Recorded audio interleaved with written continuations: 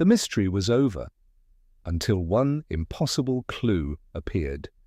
Welcome to Holmes Mystery. I am your host, Lucien Moreau. Tell me where you're watching from below. I always enjoy reading your comments. Let's begin. The walk back to Baker Street was a silent, sombre affair. The rhythmic clatter of our hansom cab wheels against the wet cobblestones providing the only accompaniment to our thoughts. The fog, which had seemed so oppressive earlier in the evening, now felt like a merciful veil, shielding us from the prying eyes of London and allowing Holmes to retreat into the sanctuary of his own mind. He sat opposite me, his long fingers steepled beneath his chin, his eyes closed as if in prayer, though I knew he was merely reconstructing the events of the night with the precision of a master architect.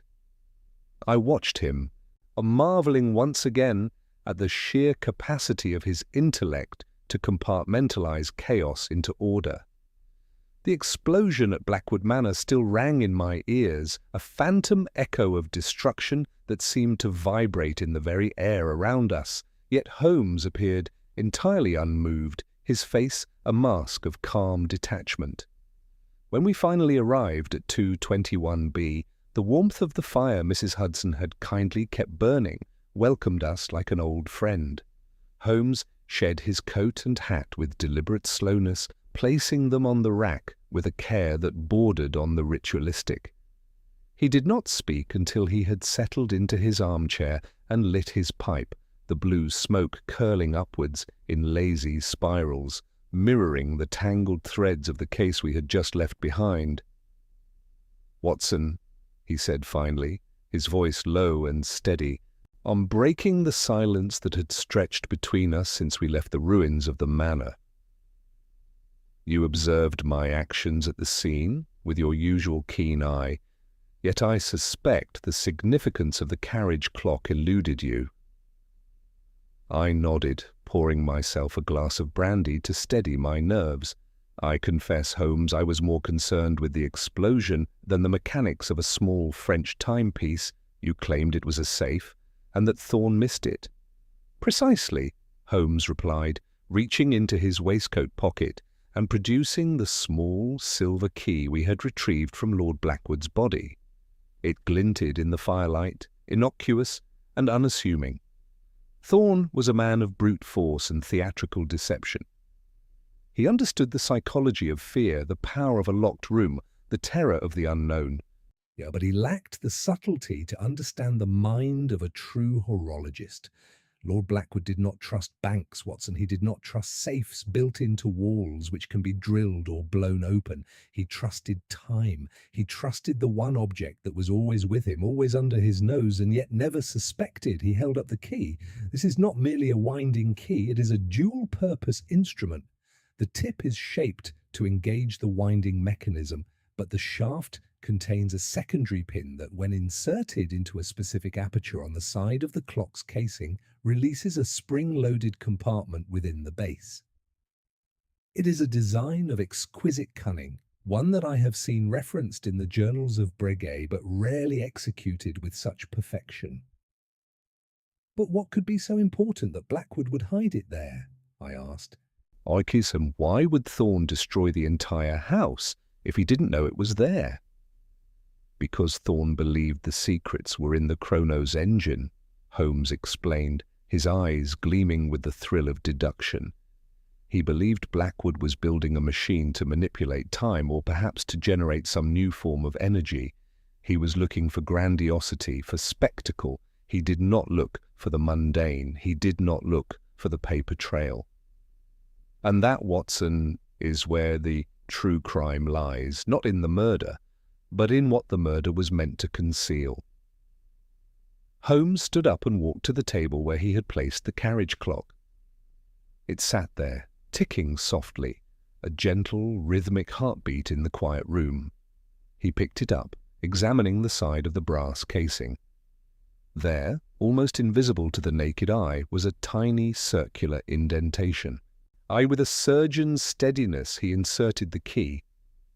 There was a soft click, a mechanical sigh, and the base of the clock slid open, revealing a hollow cavity lined with velvet. Inside lay a single, folded document. Holmes extracted it carefully, his movements reverent. He unfolded the paper and spread it out on the table.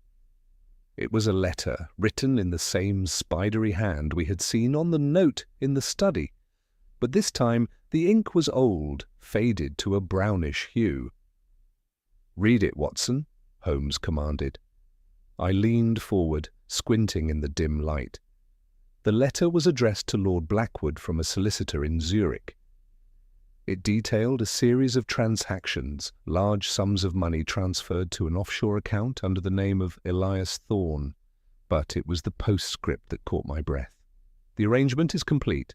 The forgery of the Penhaligon wills is undetectable. Your brother's signature has been replicated with perfect fidelity. Upon your death, the estate will pass not to Arthur, but to the trust controlled by Thorne. Ensure the boy remains ignorant. His curiosity is his greatest weakness." I looked up at Holmes, stunned. Thorne wasn't just a disgruntled assistant. He was Blackwood's accomplice. They were forging wills, stealing from the family. "And more," Holmes said, his voice darkening. "Look at the dates. This transaction spanned 10 years. Blackwood was bleeding his own family dry using Thorne as his proxy. But recently, something changed. Look here." He pointed to a final note, scrawled in the margin, in a different, shakier hand. "Thorne demands more. He threatens exposure. I must end this. The engine is a distraction. And the real trap is for him." Blackwood planned to kill Thorne, I realized. The explosion, it wasn't Thorne's plan to destroy evidence. It was Blackwood's trap for Thorne. "Exactly," Holmes said. Blackwood invited Thorne to the house. He staged the murder scenario to draw Thorne out, to make him believe he had won. He stopped the clock, wrote the fake note, and hid the key. He wanted Thorne to think he had control. But Blackwood had rigged the Kronos engine not to explode randomly, but to detonate when Thorne attempted to access the main vault in the basement, a vault Thorne believed contained the forged wills. Blackwood intended to die, yes, but he intended to take Thorne with him, thereby protecting his son Arthur from the scandal and the theft. "But Thorne survived the initial blast," I said. "Via he escaped the basement." "For a time," Holmes nodded. "He came upstairs perhaps to retrieve the carriage clock, suspecting Blackwood had hidden something else. He found the room empty, the body gone, moved by whom?" "Ah, that is the next question. For the body we saw, and was it truly Blackwood, or was it another piece of the puzzle?"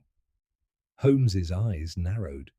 "Watson, did you notice the hands of the deceased? We assumed they were Blackwood's, but we never examined the face closely in the dark. And Penhaligon identified him from a distance, in shock. What if the man in the chair was not Lord Blackwood at all?" The implication hung in the air, heavy and chilling.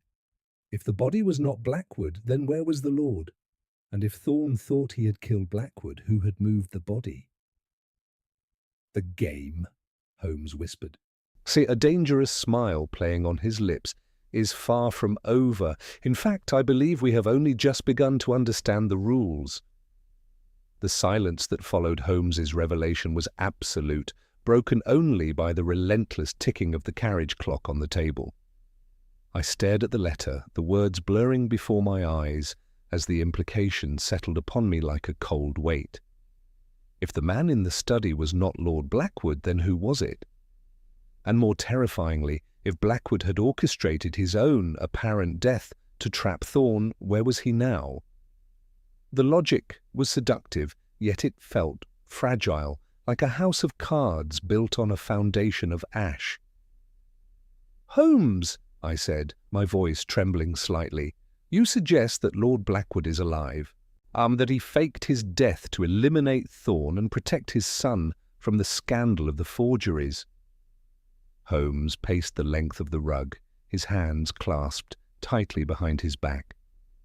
"It is the most logical conclusion, Watson, Consider the evidence. The wet ink was a deception to establish a false timeline. The stopped clock was a prop. The explosion was a clean-up operation designed to destroy the basement laboratory and any evidence of the forgery scheme, while simultaneously killing Thorne, who Blackwood knew would be lurking there, greedy for the final proof. But Blackwood made one critical error.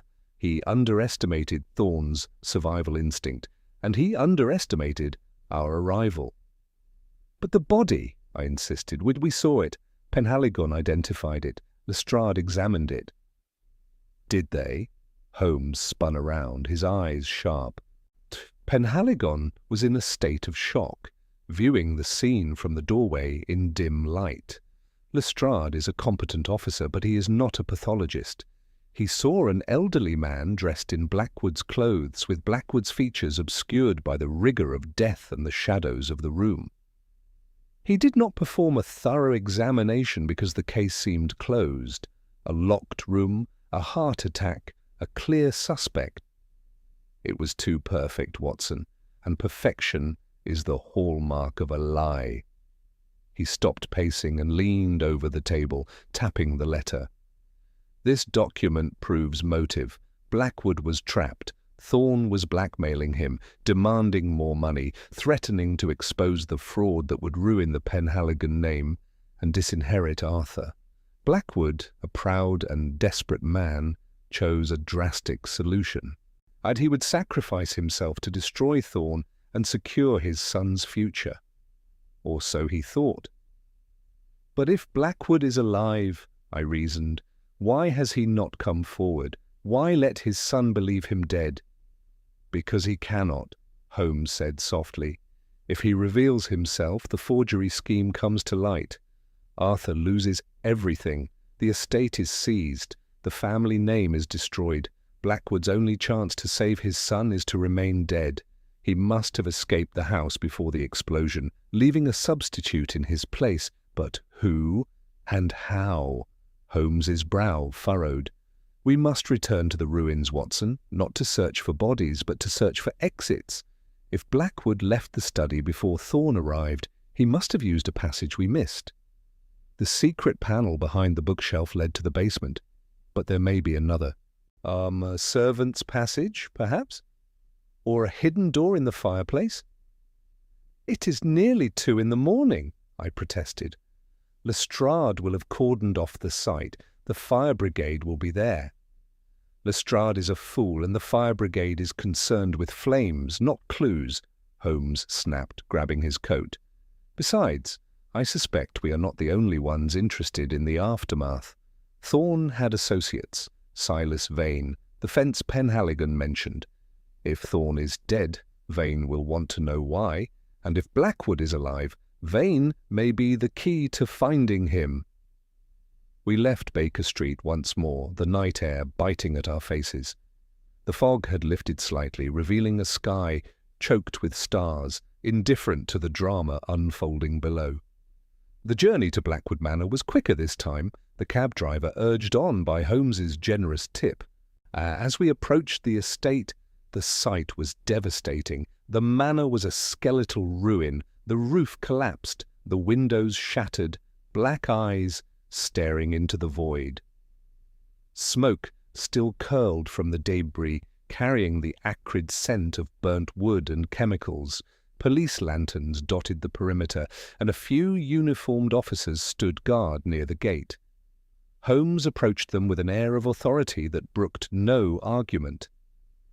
"Inspector Lestrade is inside," Holmes stated firmly. "We have urgent information regarding the suspect. Stand aside."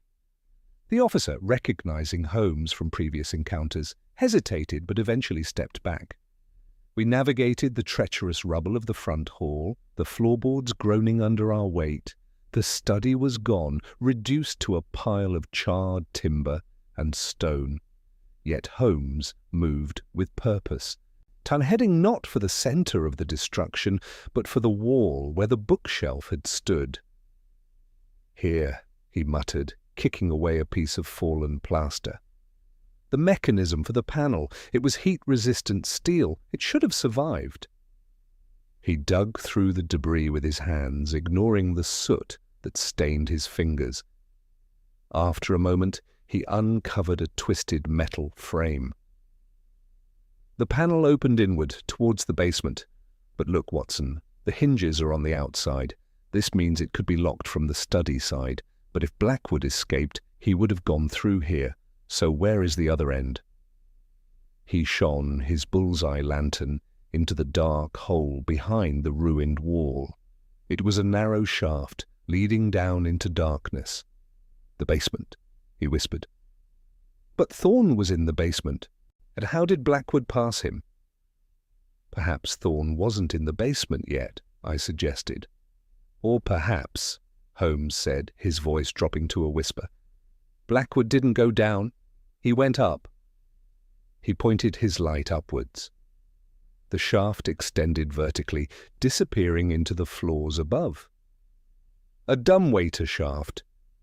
Old houses often have them for transporting food or laundry. It connects the kitchen, the study, and the upper floors. Blackwood didn't flee to the basement. He fled to the attic, or the roof.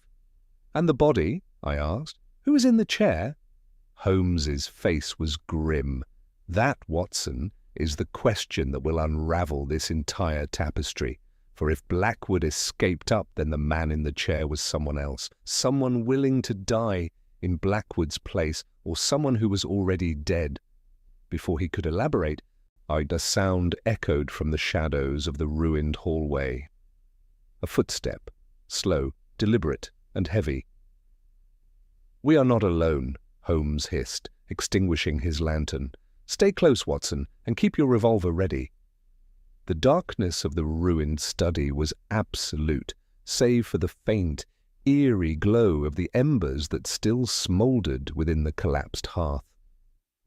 Holmes stood perfectly still, his body pressed against the jagged remnants of the bookshelf, his breathing so shallow it was imperceptible. I crouched beside him, my heart hammering against my ribs, my hand gripping the cold steel of my service revolver. The footstep had come from the hallway, a slow, deliberate crunch of debris under a heavy boot. It was not the hurried scramble of a looter, nor the cautious tread of a police officer, and it was the walk of a man who knew exactly where he was going. "Who goes there?" Holmes's voice rang out, sharp and commanding, shattering the silence. "Show yourself, or I shall be forced to assume hostile intent." For a moment there was no response. Then a figure emerged from the shadows of the corridor, silhouetted against the moonlight filtering through the broken roof above. He was tall, broad-shouldered, and dressed in a long, dark coat that seemed to absorb the light. In his right hand he held a cane, which he used to tap lightly against the floorboards as he advanced. "Mr. Holmes," the man said, his voice smooth and cultured, devoid of any fear. "I might have guessed you would be the first to return to the scene of the crime. Or you do have an unfortunate habit of disturbing the dust before it has settled." Holmes stepped forward, igniting his bullseye lantern once more. The beam cut through the gloom, illuminating the stranger's face. It was a face I recognized from the society pages, though I had never met the man in person. Sharp features, piercing grey eyes, and a mouth set in a permanent line of aristocratic disdain. "Silas Vane," Holmes said, his tone icy. "The collector of rare timepieces, and if my deductions are correct, the partner of the late Elias Thorne." Vane smiled, a thin, humourless expression. "Late? Is that what they are saying? How convenient. Death simplifies so many complications, does it not?" "Where is Lord Blackwood?" Holmes demanded, ignoring the provocation. Vane chuckled softly, leaning on his cane. "Lord Blackwood is wherever he chooses to be, Mr. Holmes. That is the beauty of a man who controls his own narrative. But I suspect you already know that. You found the letter, didn't you? The one in the carriage clock." Holmes's eyes narrowed. "You knew about the clock?" "I helped design it," Vane admitted casually. "Years ago, when Lord Blackwood and I were collaborators, before our interests diverged. He was a brilliant man, but paranoid. He trusted no one, not even his partners. So he built secrets into his toys. I knew he would keep the evidence there. It was the only place he felt safe. And you came here to retrieve it, Holmes deduced. No, Vane shook his head. I came here to ensure it was destroyed. Thorne was a fool. He thought he could blackmail Blackwood indefinitely. He lacked vision. And when Blackwood proposed this final act, the explosion, the fake death, I advised against it. It was too messy, too unpredictable, but Blackwood was desperate. He wanted to save his son's inheritance at the cost of his own life. A noble sentiment, if misguided. So you knew Blackwood planned to die? I asked, stepping forward. I knew he planned to disappear, Vane corrected. Whether he survives the night is another matter. The explosion was larger than anticipated. Thorne interfered. He tried to stop the mechanism to save himself, and in doing so he destabilized the charge. Blackwood may have escaped the study, but did he escape the house? That is the question. Holmes studied Vane closely. You speak of Blackwood with a strange detachment, yet you risked your freedom to come here. Why? Because, Vane said, his voice dropping, and if Blackwood is alive, he is a liability. He knows things that could implicate me in matters far beyond simple forgery. Matters of state, Mr. Holmes. Secrets that, if revealed, would shake the foundations of the empire. I need to know if he is dead. If he is, the problem solves itself. If he is not, well, then I must finish what Thorne started. Holmes took a step closer, his presence dominating the small space. You are admitting to conspiracy, Vane, to fraud, and now to attempted murder. Vane shrugged. I am admitting to nothing that can be proven, and you, Mr. Holmes, are standing in a condemned building, trespassing on private property. Lestrade is outside. One shout from me, and you will be arrested for obstruction of justice. Is that the legacy you wish to leave? Holmes did not flinch. You forget, Vane, that I have witnesses. Dr. Watson is here, and we have the letter, the proof of the forgery scheme. It is only a matter of time before the entire web is unravelled. Time, Vane mused. A fascinating concept. Lord Blackwood was obsessed with it. He believed he could master it, but in the end, time mastered him, just as it will master you. Suddenly a loud crash echoed from the upper floors of the house. Dust rained down from the ceiling, and the sound of splintering wood followed. Vane's head snapped up, his composure cracking for a fraction of a second. What was that? He whispered. Holmes smiled, a predatory grin. It seems, Mr. Vane, that time has not yet run out for everyone. Someone is still in this house, and judging by the direction of the sound, they are coming down. Vane's eyes widened. He turned to flee, but Holmes was faster. With a swift movement, Holmes lunged forward, grabbing Vane's cane and twisting it from his grasp. Vane stumbled back, losing his balance, and fell onto the debris-strewn floor. "Watson!" Holmes shouted. "Secure him! Do not let him escape!" I rushed forward, placing my foot on Vane's chest and pointing my revolver at his head. "Stay down, sir!" Vane lay still, glaring up at us with hatred. "You think you have won, Holmes. You have no idea what you have unleashed. Blackwood is not the only one with secrets, and he is not the only one who can disappear." Before Holmes could respond, the sound of footsteps grew louder, descending the stairs. Heavy, laboured breathing accompanied them. A figure emerged from the darkness of the stairwell, stumbling into the light of Holmes's lantern. It was a man, ragged and covered in soot, his clothes torn and bloody. He leaned against the wall for support, his face obscured by grime. But as he looked up, his eyes met Holmes's, and I gasped. It was Lord Blackwood, or at least a man who bore a striking resemblance to him. But there was something wrong. His eyes were wild, terrified, and he was clutching his side where blood seeped through his fingers. "Help me," he wheezed. He is still here." "Who?" Holmes asked, kneeling beside him. "The clockmaker," Blackwood whispered. "Thorne, he didn't die, he is waiting." And then, from the shadows behind Blackwood, a figure stepped forward, raising a pistol. The flash of the pistol was a blinding white star in the gloom, followed instantly by the deafening crack of the shot. I reacted on instinct, off throwing myself to the side and dragging Lord Blackwood down with me. The bullet struck the stone wall where his head had been a fraction of a second before, sending a shower of sparks and debris into the air. Holmes, who had remained crouched near Vane, did not flinch. Instead, he swept his leg out in a swift, calculated arc, striking Vane's ankles and sending the collector crashing face first into the rubble. "Stay down," Holmes commanded, his voice cutting through the ringing in my ears. He snatched Vane's fallen cane, which I now realized was not merely a walking stick, but a concealed weapon, and levelled it at the shadows.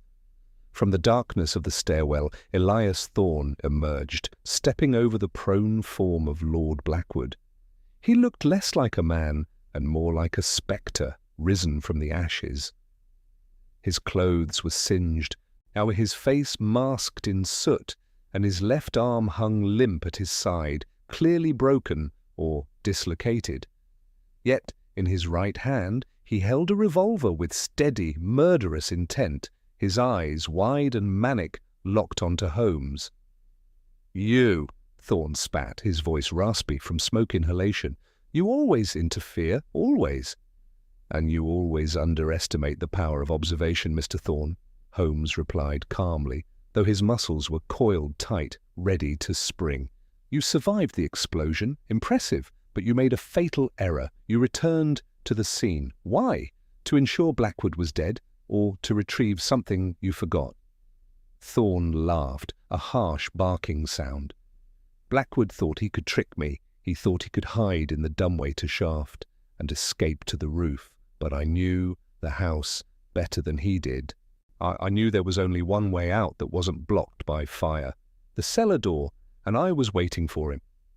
He kicked Blackwood lightly with his boot. The old man groaned, curling into a ball. "He didn't make it far. I caught him in the hallway. We had a disagreement." "You shot him," I accused, raising my own revolver, though my aim was shaky in the dim light.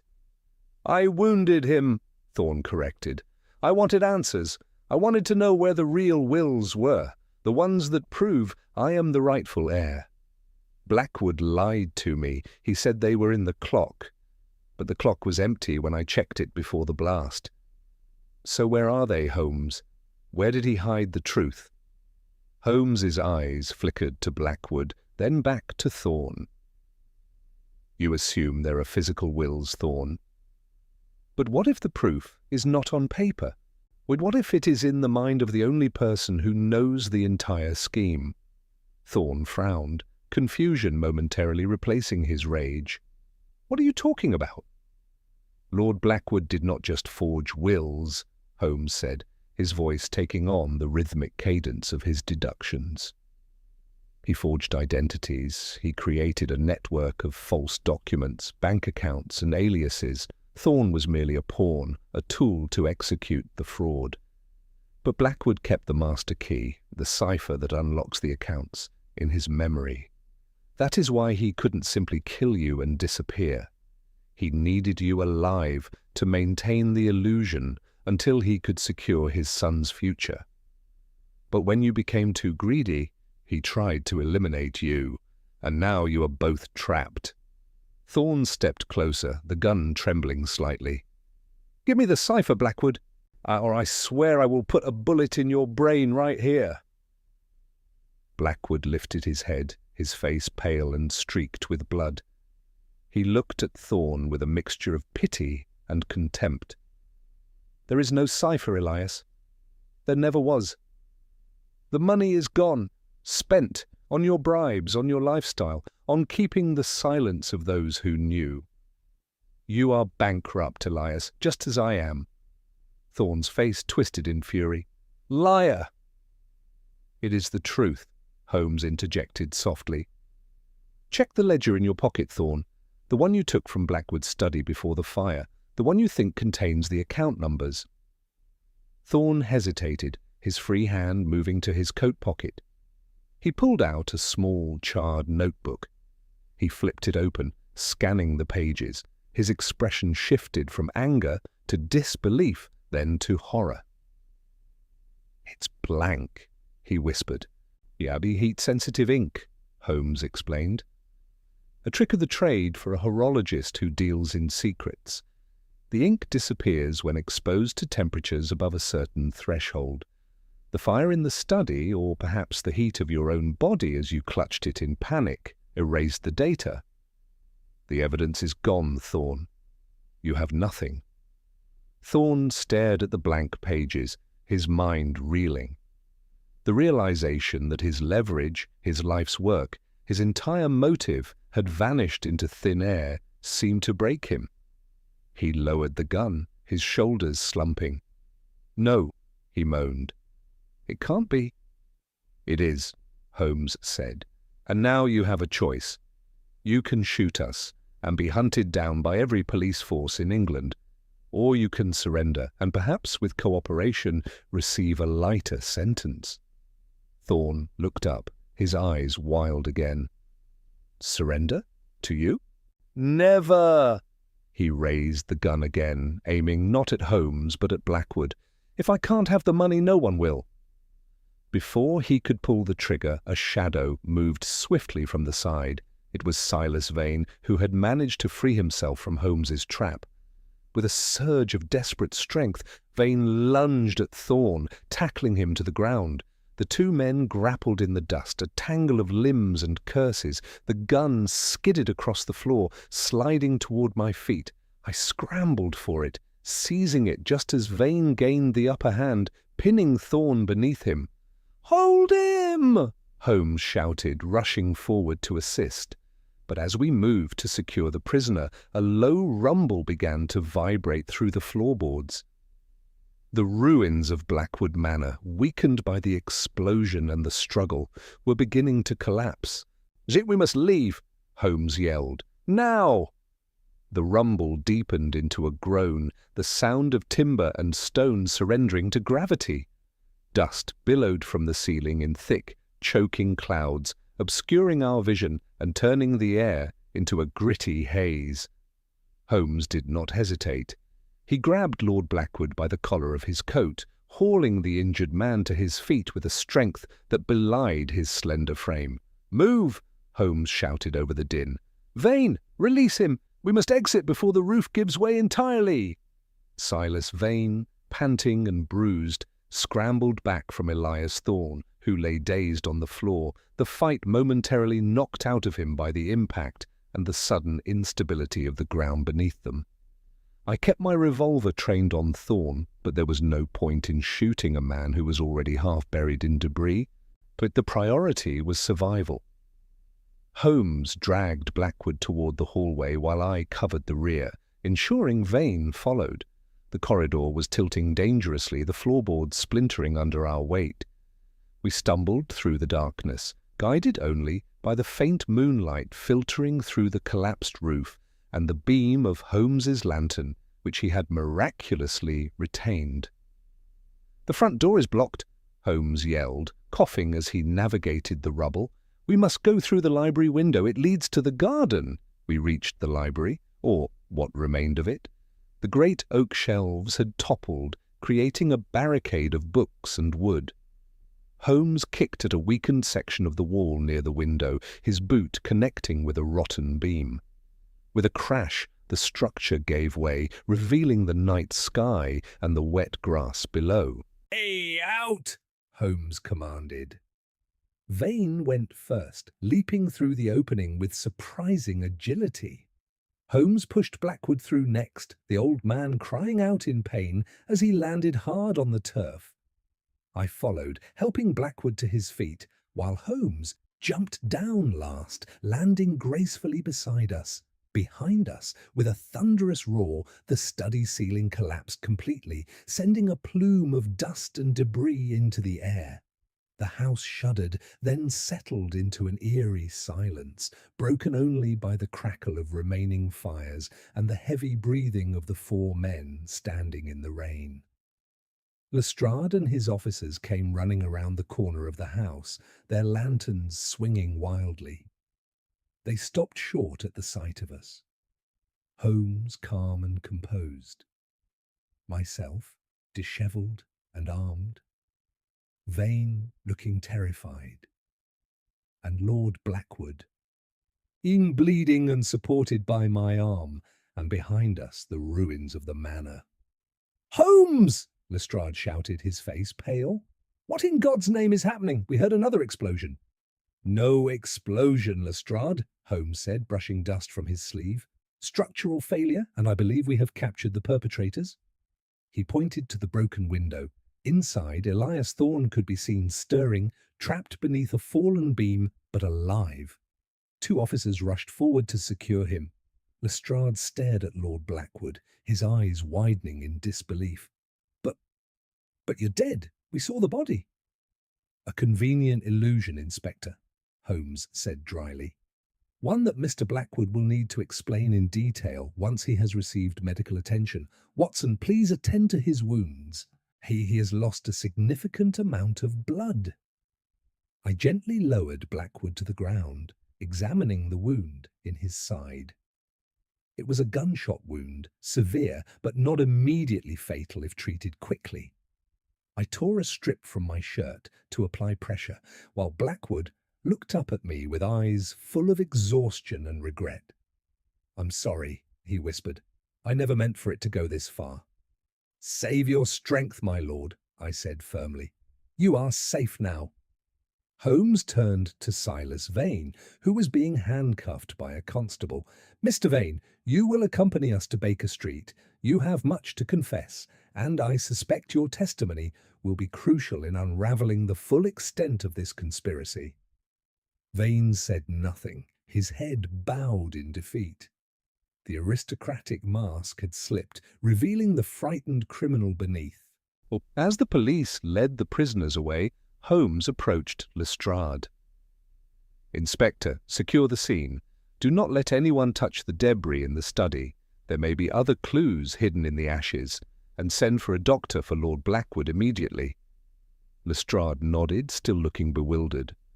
"Holmes, how did you know Blackwood was alive? How did you know Thorne would return?" "I didn't," Holmes admitted. "I deduced that Blackwood might be alive based on the inconsistencies in the timeline and the nature of the forgery scheme. Thorne's return was a gamble." "But criminals are predictable, Lestrade. They always return to the scene of the crime, driven by greed or the need to confirm their success. Thorne needed to know if the cipher was truly destroyed. And Vane needed to ensure his own involvement remained hidden." Holmes looked back at the ruined manor, his expression somber. "It is a tragic end to a tragic story. A father willing to destroy himself to save his son, only to be undone by his own past sins. And a son, Arthur, who must now face the truth of his inheritance." "Will Arthur lose everything?" I asked, joining Holmes as we began the walk back to the cab. "That depends on the law," Holmes said, "and on how convincingly Lord Blackwood can plead his case. The forgery is a crime, yes. But the intent was to protect his family from a greater evil, Thorne's blackmail. It is a complex moral landscape, Watson, not easily navigated by the blunt instrument of the law." We climbed into the hansom cab, the driver urging the horse forward. As we pulled away from Blackwood Manor, and I looked back one last time. The ruins stood like a tombstone against the night sky, a monument to secrets that had finally come to light. Holmes sat opposite me, closing his eyes. He looked exhausted, the adrenaline of the night fading into weariness. "Watson," he said softly, "do you remember the clock? The carriage clock? Yes, I said. You said it was a safe. It was, Holmes nodded. But I did not tell you everything. The letter we found, it was not the only thing in that compartment. He reached into his pocket and pulled out a small, metallic object. It was a key, but unlike the silver one we had used earlier, this one was made of brass, intricate and old. What is that? I asked. The key to the true legacy, Holmes said. Lord Blackwood did not just hide documents, he hid a fortune. Gold bonds, bearer certificates. Hidden in a vault in Zurich. The letter was a decoy. The real wealth is accessible only with this key. And Blackwood gave it to me just before we left the ruins. A silent plea to ensure his son receives what is rightfully his without the taint of the forgery. I stared at the key, amazed once again by Holmes's attention to detail. You accepted it? I did, Holmes said. Because sometimes, Watson, justice requires more than just the law. It requires compassion, and perhaps a little bit of mystery. He pocketed the key and leaned back, the shadow of a smile playing on his lips. Now let us go home. I believe Mrs. Hudson has saved us some supper, and I have a violin that needs playing. The cab ride back to London was a study in contrasts. Outside, the city was waking up, And the first grey light of dawn bleeding through the retreating fog, illuminating the wet streets and the early morning labourers sweeping the sidewalks. Inside, however, the atmosphere was heavy with unspoken questions and the lingering scent of smoke and blood that clung to our clothes. Holmes sat in silence, his eyes closed, but I could see the tension in his jaw, the way his fingers twitched against his knee. He was not resting, he was processing. The key in his pocket seemed to weigh heavily on his conscience, a tangible symbol of the moral ambiguity we had just navigated. When we finally arrived at 221B Baker Street, Mrs. Hudson was already awake, her face a mixture of relief and concern as she ushered us in. She had prepared a pot of strong coffee and a simple breakfast, which we accepted with grateful nods. Holmes did not eat, so he went straight to his chemical table, picking up a test tube and examining it with absent-minded intensity, though I knew his mind was elsewhere. "Holmes," I said, breaking the silence as I warmed my hands by the fire. "What will you do with the key? You cannot simply hand it over to Arthur Penhaligon. The police will seize all of Blackwood's assets as evidence. The Zurich vault will be frozen." Holmes turned, setting the test tube down. "Precisely, Watson. That is why I must act before Lestrade completes his inventory. The law is rigid, but equity is flexible. Lord Blackwood's crimes were committed under duress to protect his son from a blackmailer. The money in Zurich is not proceeds of crime in the traditional sense. It is accumulated wealth hidden to preserve it from Thorne's greed. If it falls into the hands of the state, it will be tied up in litigation for years, likely forfeited entirely. Arthur will be left with nothing but a ruined name." "So you intend to bypass the law?" I asked, uneasy with the implication. "I intend to facilitate justice," Holmes corrected sharply. "There is a difference. Lestrade has Thorne and Vane. He has the confession, the forged letters, and the testimony of the survivors. The case is solved. The missing fortune is unknown to him. If I were to reveal the key now, it would complicate matters unnecessarily.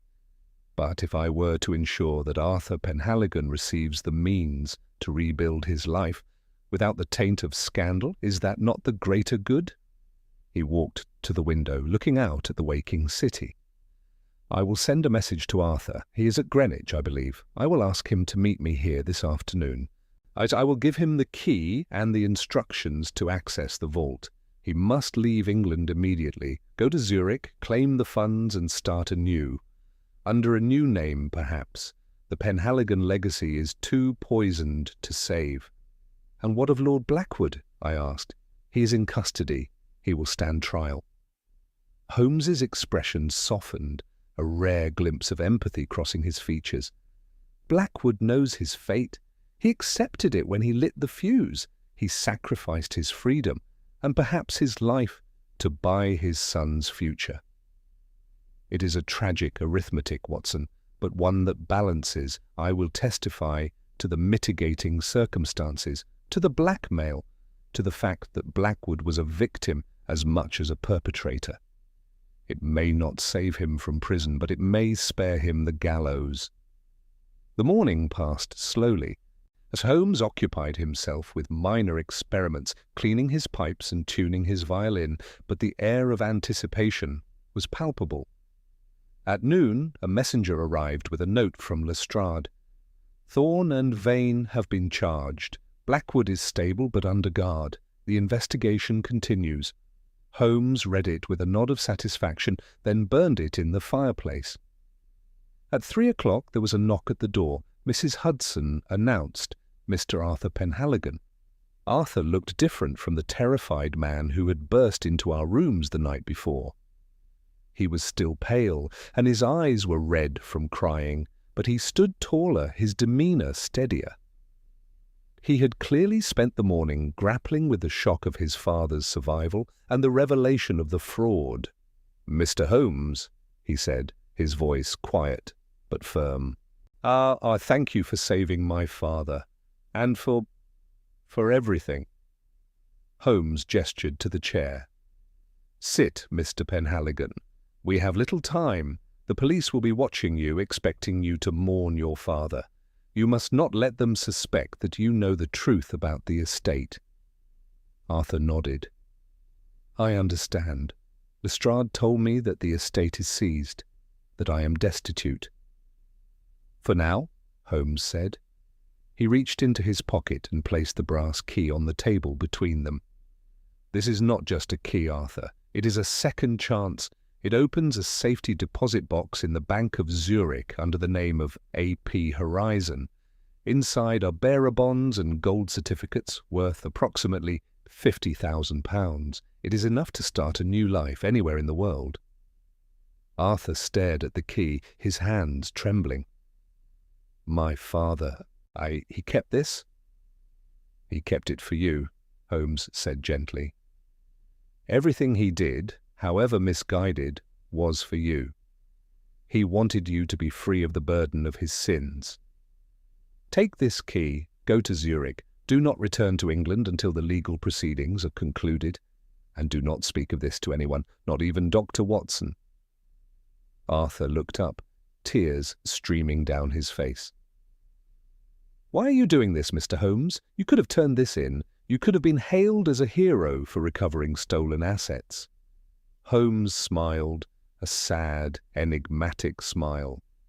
"I am not interested in headlines, Mr. Penhaligon. I am interested in truth, and the truth is that your father loved you in his own flawed way. This money is not stolen, it is restitution. Take it, use it well." Arthur took the key, clutching it tightly. "I will, I promise. Go now," Holmes said. "Here, the next train to Dover leaves in 2 hours. Be on it." Arthur stood, bowed deeply, and left the room. We heard the front door close and then the sound of his footsteps fading into the street. Holmes exhaled a long, slow breath and slumped into his chair. "It is done, Watson." "But at what cost?" I asked. "Blackwood will likely spend the rest of his life in prison. Thorne and Vane will hang or rot in jail. A family is destroyed." "Families are always destroyed, Watson," Holmes said, picking up his violin. "It is the nature of things, but sometimes, from the ashes, something better can grow. Arthur is free. That is enough." He began to play a melancholy tune that filled the room, weaving its way through the smoke and the shadows. I sat back, listening, knowing that the case of the silent pendulum was closed, but that the echoes of its tragedy would remain with us for a long time. Yet as the music swelled, I felt a sense of peace. Justice, in its own imperfect way, had been served. The melancholy strains of Holmes's violin hung in the air for some time after Arthur Penhaligon had departed, a sonic echo of the tragedy we had just witnessed. I sat in silence, watching the dust motes dance in the shafts of afternoon light that pierced the gloom of our sitting room. It was a rare moment of stillness, a pause in the relentless machinery of Holmes's mind. But as any student of his character knows, such tranquillity is merely the calm before the next storm. Holmes lowered the bow, his expression shifting from introspective sorrow to sharp, analytical focus. He placed the violin carefully on its stand and turned to me, his eyes gleaming with a sudden, unsettling intensity. "Watson," he said, his voice low and urgent, "did you notice anything unusual about Arthur Penhaligon's demeanour when he received the key?" I frowned, recalling the young man's tearful gratitude. He seemed overwhelmed, Holmes.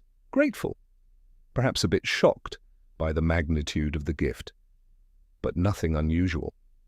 "Exactly," Holmes said, pacing rapidly across the rug. "He was too grateful, too accepting. Consider, Watson, Arthur Penhaligon is a man of science, a horologist. He understands mechanisms, precision, and logic. Yet when presented with a brass key and a story of hidden wealth, he did not ask for proof. He did not question the source. He did not ask how I obtained it. He simply took it." "He was in shock," I suggested. His father had just been revealed as a criminal. And he was facing destitution. In such circumstances, one does not scrutinize a lifeline. "Perhaps," Holmes conceded, stopping abruptly. "But there is another possibility, one that has been nagging at the edges of my consciousness since the moment he walked through that door. What if Arthur Penhaligon already knew about the Zurich vault?" I stared at him. "Knew? But Lord Blackwood told us the cipher was in his memory. The letter was a decoy. How could Arthur know?" "Because," Holmes said, his voice dropping to a whisper, "Lord Blackwood may not have been the only architect of this scheme. Think back to the beginning, Watson. Who introduced us to the case? Arthur. Who led us to the manor? Arthur. Who identified the body? Arthur. And who stood to gain the most from Blackwood's disappearance? Arthur." A chill ran down my spine. "Wise, you suspect Arthur orchestrated the entire affair, that he manipulated his father into the forgery scheme, then arranged for his death to inherit the estate and the secret fortune?" "It fits the facts," Holmes said, his eyes narrowing. "Thorn and Vane were pawns, yes, but they were also distractions. Blackwood was the fall guy, and Arthur is the beneficiary. If Blackwood dies in prison, or even if he escapes, the scandal will ruin the family name. But if Arthur disappears with the money, he can start fresh. And if he plays the grieving son perfectly, no one will suspect him." "But why give him the key?" I asked. "If you suspect him, why arm him?" "To see where he goes," Holmes replied grimly. "I did not give him the key to the Zurich vault, Watson. I gave him a duplicate, a clever forgery, crafted by my own hand this morning while you were attending to Blackwood's wound. The real key remains here." I looked at the table where the brass key still lay. "You tricked him?" "I tested him," Holmes corrected.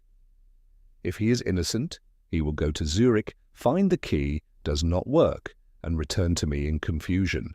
If he is guilty, he will know the key is fake. He will realize I suspect him, and he will make a move. And what move is that? That is what we must wait to see." We waited in tense silence as the afternoon wore on. The gaslights were lit, casting long shadows against the walls. Holmes sat motionless, his eyes fixed on the door, while I paced nervously, checking my revolver. The hours ticked by, each minute stretching into an eternity. At 8 o'clock, a knock came at the door. It was not the hesitant tap of a client, but the firm, authoritative rapping of the police. Holmes opened the door to reveal Inspector Lestrade, his face grim and pale. "Holmes," Lestrade said, stepping inside without invitation, "we have a problem." "What is it?" Holmes asked, his tone neutral. "Arthur Penhaligon," Lestrade said. "He didn't go to Dover, he didn't go to Zurich. We've been watching the stations. He never left London." Holmes's eyes widened slightly. "Where is he?" "We don't know," Lestrade admitted. "But we found something at his lodgings in Greenwich. A ticket, not for a train, for a ship, the SS Orion, bound for New York. It departs tonight at midnight." "New York," Holmes murmured. "A fresh start indeed. But why the deception? Why lie about going to Zurich?" "Because he's not going alone," Lestrade said, pulling a crumpled piece of paper from his pocket. "We found this in his coat, a note, written in code.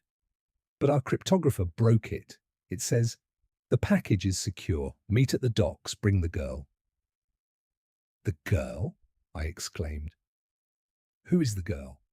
Holmes's face darkened. "Lady Eleanor Vance, Blackwood's daughter, Arthur's sister." "Why would he take her?" I asked. "Hostage," Holmes said sharply. "Or leverage. Or perhaps she is part of the scheme. Remember, Watson, Eleanor was estranged from her father. She hated him. What if she and Arthur were working together? What if the forgery scheme was a joint effort?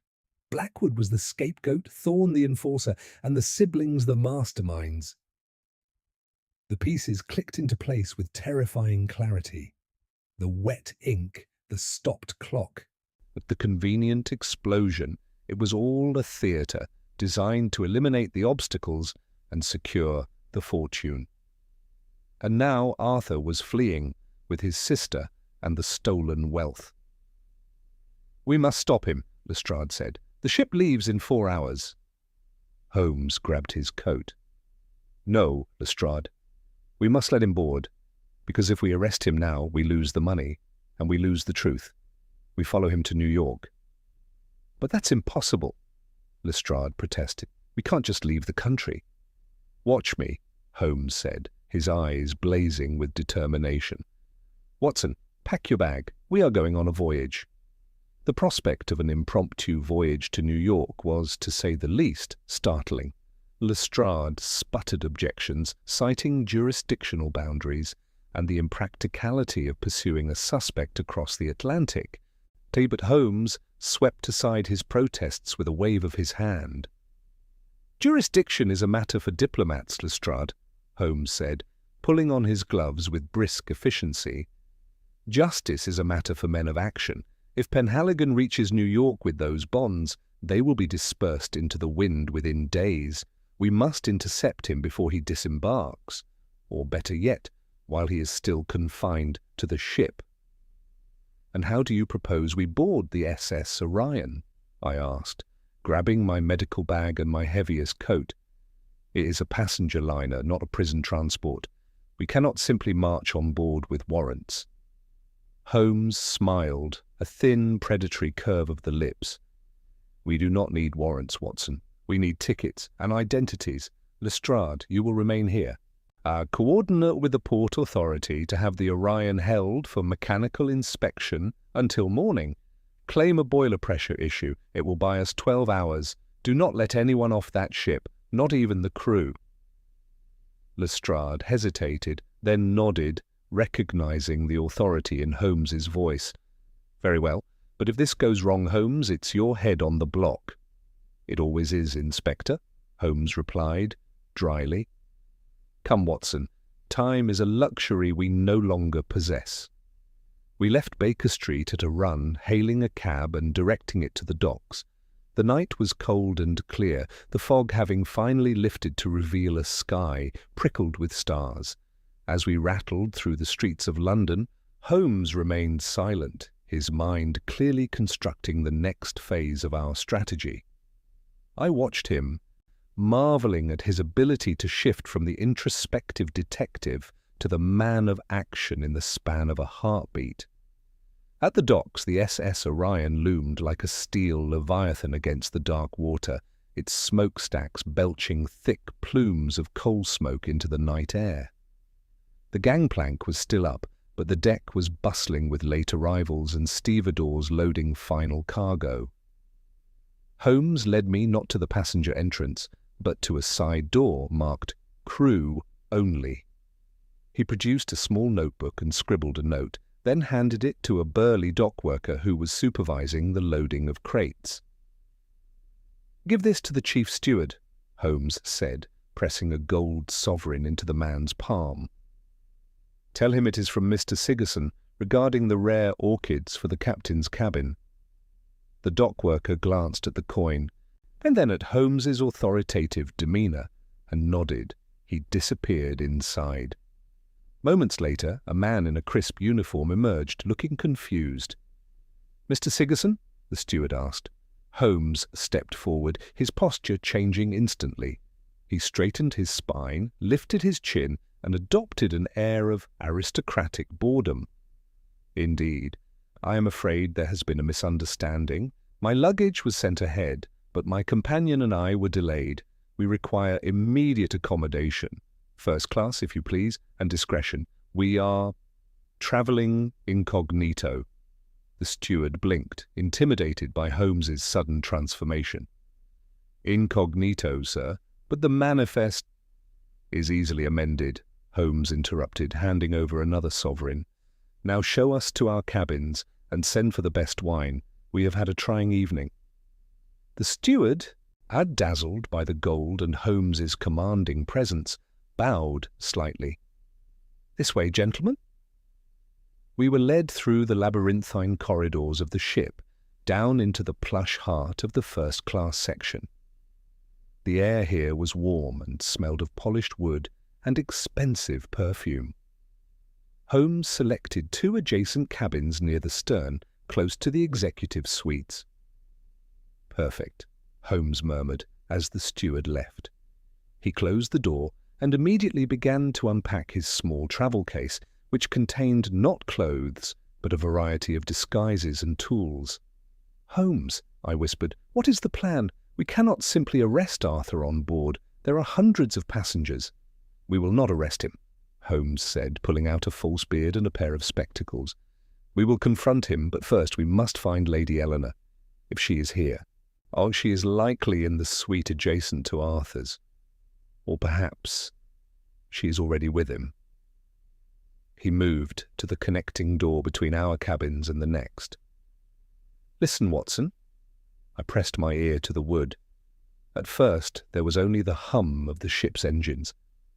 Then faintly I heard voices, a man's voice, low and urgent, and a woman's voice, sharp and anxious.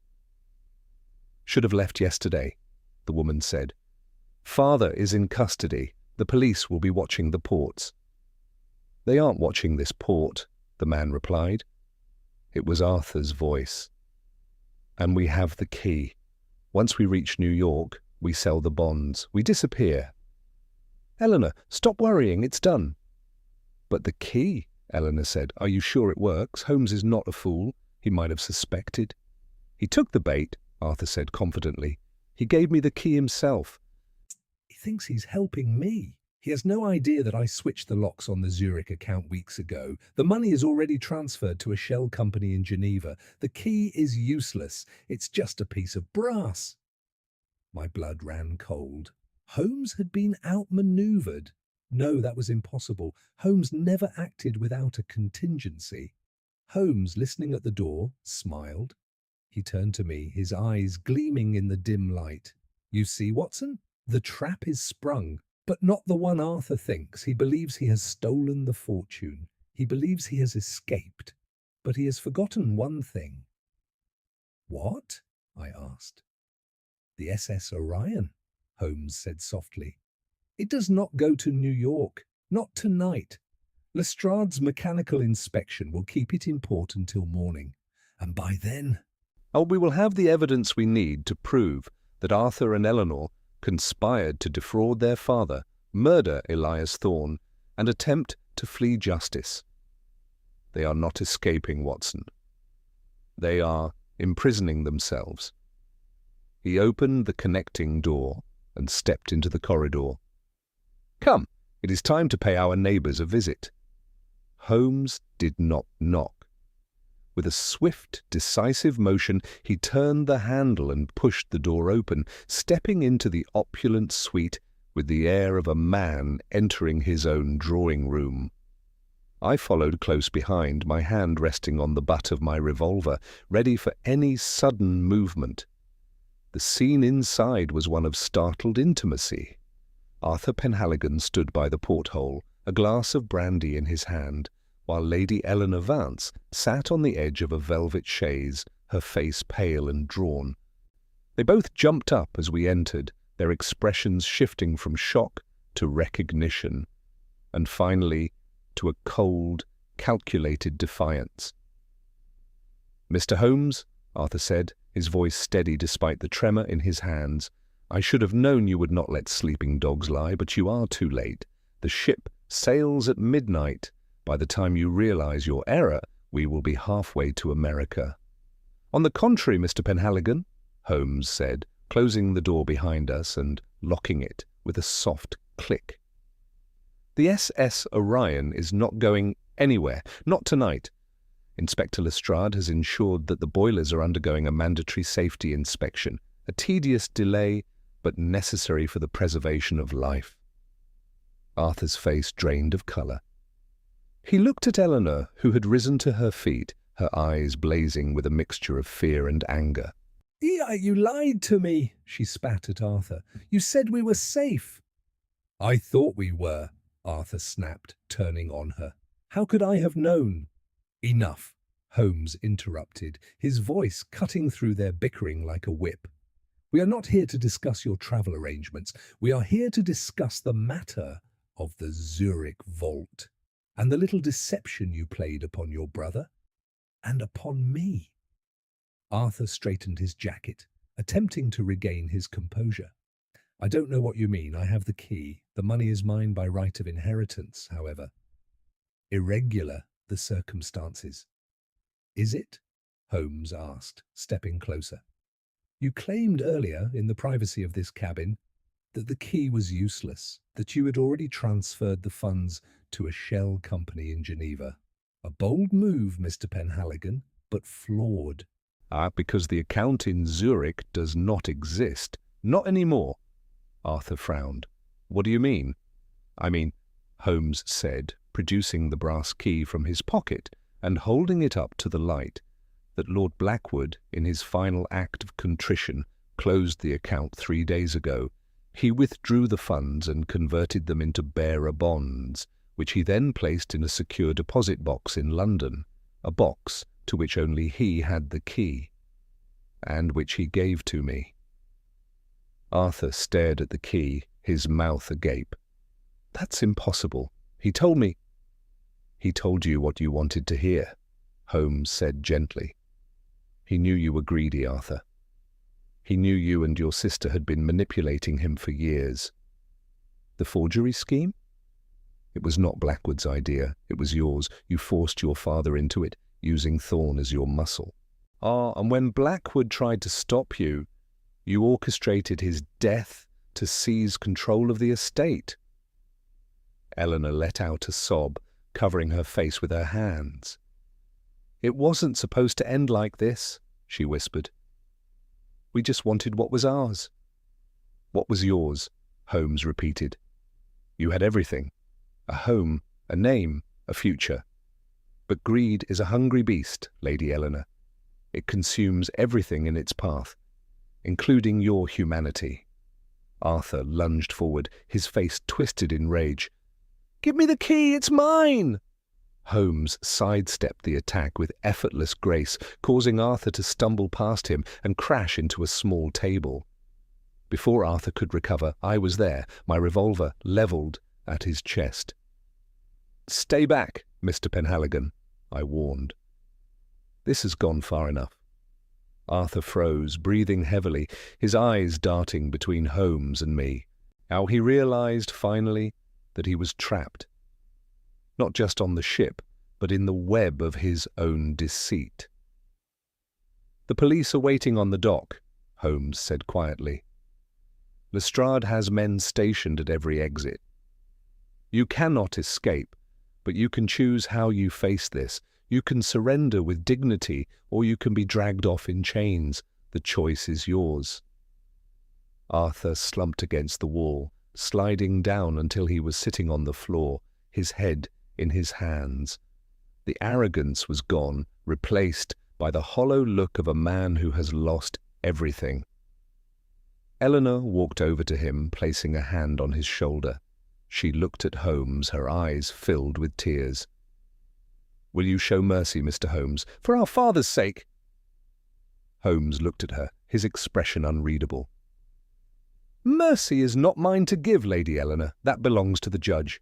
But I will ensure that the truth is known, that your father's role was one of victimhood, not villainy. That is the only justice I can offer." He turned to me. "Watson, summon the steward. Tell him to alert the port authorities. The passengers in Suite 4B are to be detained until further notice." As I moved to the door, Holmes paused, looking back at the siblings. "And Mr. Penhaligon, the key you hold, it is indeed a fake, but it serves a purpose. It reminds us that some locks cannot be picked, no matter how clever the thief. Some doors must remain closed." He stepped out into the corridor, leaving the siblings to their despair. The game was over. The mystery was solved. But as I looked back at Holmes, I saw a shadow in his eyes, a sadness that went beyond the case. He had saved the truth, but he had destroyed a family. And in doing so, he had reminded us all that the pursuit of justice is often a lonely and painful road. We waited in silence as the ship's engines hummed beneath our feet, the vibration a constant reminder that we were still bound to the earth, even as our minds had travelled to the darkest corners of human nature. The fog outside had returned, wrapping the SS Orion in its grey embrace, hiding us from the world, and the world from us. The steward, a man of considerable girth and even greater discretion, arrived within minutes, his face a mask of polite confusion that vanished the moment he saw the state of the Penhaligon siblings. Holmes spoke to him in low, urgent tones, handing over a note addressed to Inspector Lestrade. The steward bowed, tucked the note into his pocket, and retreated, closing the door softly behind him. The lock clicked, with a finality that seemed to seal the fate of the two figures huddled in the corner of the suite. Arthur did not look up. He sat on the floor, his head buried in his hands, rocking slightly back and forth.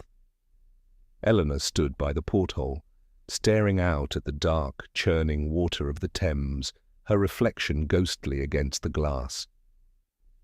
She looked less like the aristocratic lady she had pretended to be, and more like a frightened child caught in a storm of her own making. Holmes moved to the small table in the centre of the room and poured himself a glass of water from a crystal decanter. He took a slow sip, his eyes never leaving the siblings. The tension in the room was palpable, a thick, suffocating blanket that made every breath feel laborious. I remained by the door, my revolver still drawn, though I knew it was no longer necessary. The battle had been fought not with bullets, but with truth, and the victory was absolute. "Mr. Penhaligon," Holmes said finally, his voice devoid of triumph, carrying instead a weary gravity. "You mentioned earlier that you believed the money was already transferred. Can you tell me where these funds were sent? To whom?" Arthur lifted his head slowly. His eyes were red-rimmed and hollow. "Geneva," he whispered. "A bank called Le Crédit du Lac, under the name of my mother's maiden name, Duval." Holmes nodded, making a mental note. "And the amount?" £50,000, Arthur said, his voice breaking. Everything he had left. I thought if I could just get away, start over, I could fix it. I could make it right." You cannot fix betrayal. Arthur, Holmes said gently. And you cannot buy redemption, but perhaps by revealing the full extent of your conspiracy, you can mitigate the damage. Tell me about Thorne. Was he acting alone, or were there others? Arthur shook his head. Just Thorne and Vane. They were tools. I used them. I told Thorne that Father was hiding the real wills in the clock. I told him that if he killed Father, he would get half the estate. It was a lie. There was no half. There was only the debt. The forgery had cost us everything. We were bankrupt, Mr. Holmes. That's why we did it. Desperation. Eleanor turned from the window, her face streaked with tears. He forced me, she said, her voice trembling. Arthur told me if I didn't help, he would expose my indiscretions, the gambling debts. I had no choice. Holmes looked at her. His expression softening slightly. There is always a choice, Lady Eleanor, even in the darkest hour. You chose fear over integrity, and now you must face the consequences. A knock at the door interrupted the sombre confession. It was Lestrade, accompanied by 2 uniformed officers. The inspector's face was grim, but there was a hint of satisfaction in his posture. Holmes, Lestrade said, stepping into the room. The Port Authority has secured the gangplank. No one leaves. I've also received confirmation from Zurich. The account under the name Duval exists, but it was frozen this morning upon our request. The funds are safe. Holmes nodded. Excellent work, Inspector. Please take Mr. Penhaligon and Lady Vance into custody. They will cooperate fully. I believe they have much to confess. Lestrade signalled to the officers, while who stepped forward to handcuff the siblings. Arthur did not resist. He stood up, his movements sluggish, and allowed himself to be led away. Eleanor followed silently, her head bowed, the weight of her actions crushing her spirit. As they were escorted out, Holmes turned to Lestrade. Inspector, ensure that Lord Blackwood is informed of his children's arrest. He deserves to know that the truth has come out. And please, treat him with kindness. He is a broken man, but not a criminal. Lestrade nodded. I'll see to it, Holmes. And what about you? Are you returning to London?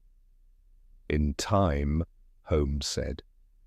But first I have a matter to attend to, Watson. If you would be so kind as to accompany me to the ship's library, I find myself in need of a quiet place to think. We left the suite. As the corridor empty and silent, save for the distant hum of the engines. As we walked, I glanced at Holmes, noticing the deep lines of fatigue etched into his face. Holmes, I said quietly, did you truly close the Zurich account, or was that another bluff? Holmes smiled, a faint, enigmatic curve of the lips.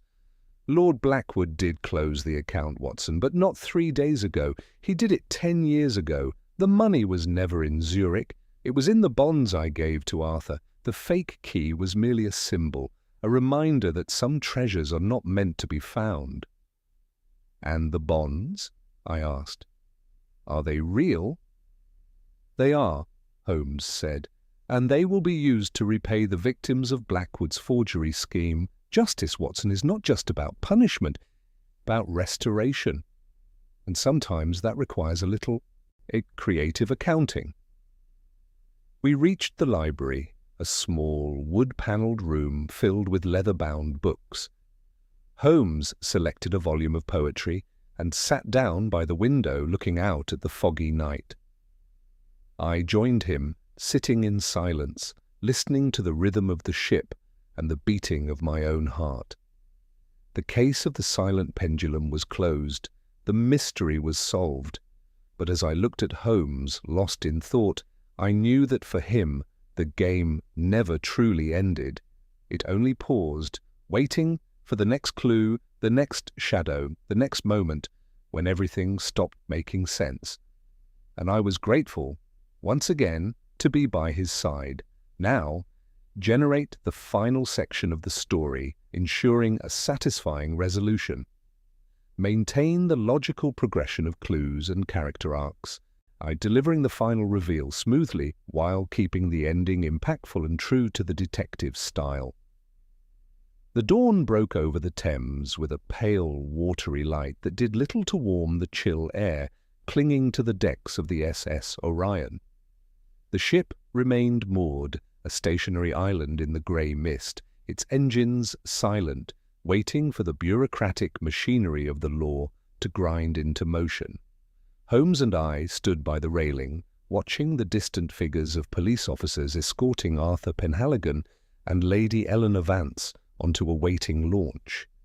They moved like ghosts, stripped of their aristocratic pretensions, reduced to mere defendants in a case that had consumed them. Holmes watched them go without expression, his hands clasped behind his back, his collar turned up against the wind. There was no triumph in his posture, and only a profound, weary stillness. "It is done, then," I said, breaking the silence. "Thorn and Vane in custody. Arthur and Eleanor arrested. Lord Blackwood, what will become of him?" "Blackwood will likely face trial for fraud," Holmes said quietly, his gaze fixed on the receding boat. "But, given his age, his cooperation, and the fact that he was coerced by his own children, I suspect the judge will show leniency, perhaps house arrest or exile. He has lost everything that mattered to him, his reputation, his family, his legacy. In many ways, Watson, he is already serving a life sentence." I nodded, feeling a pang of sympathy for the old horologist. "And the money? The bonds you gave to Arthur?" "They were never intended for Arthur," Holmes replied. "As I said, they are bearer bonds, yes, but they are marked, traced. When Arthur attempted to cash them in New York, or rather when he would have, had he reached it, the authorities would have been alerted. Instead, I have arranged for them to be liquidated discreetly. The proceeds will be used to compensate those who were defrauded by the Penhaligon forgery scheme over the last decade. It is a small restitution, but it is something." He turned from the railing and began to walk back toward the gangplank. "Come, Watson, Lestrade has promised us a swift return to London. I find the sea air disagreeable." The journey back to Baker Street was quiet. The city was waking up, the fog lifting to reveal the familiar grime and grandeur of London. As our cab rattled over the cobblestones, I felt a strange sense of anticlimax. We had solved the mystery, uncovered the conspiracy, and brought the culprits to justice. Yet there was no celebration, no sense of victory, only the heavy weight of human frailty. When we finally entered 221B, Mrs. Hudson greeted us with a warm smile and a pot of fresh tea. The sitting room was exactly as we had left it days ago, the chemical apparatus on the table, the bullet holes in the wall, the violin resting on its stand. It was a sanctuary of order in a chaotic world. Holmes sank into his armchair, closing his eyes. For a long time he said nothing. Then he opened them and looked at me.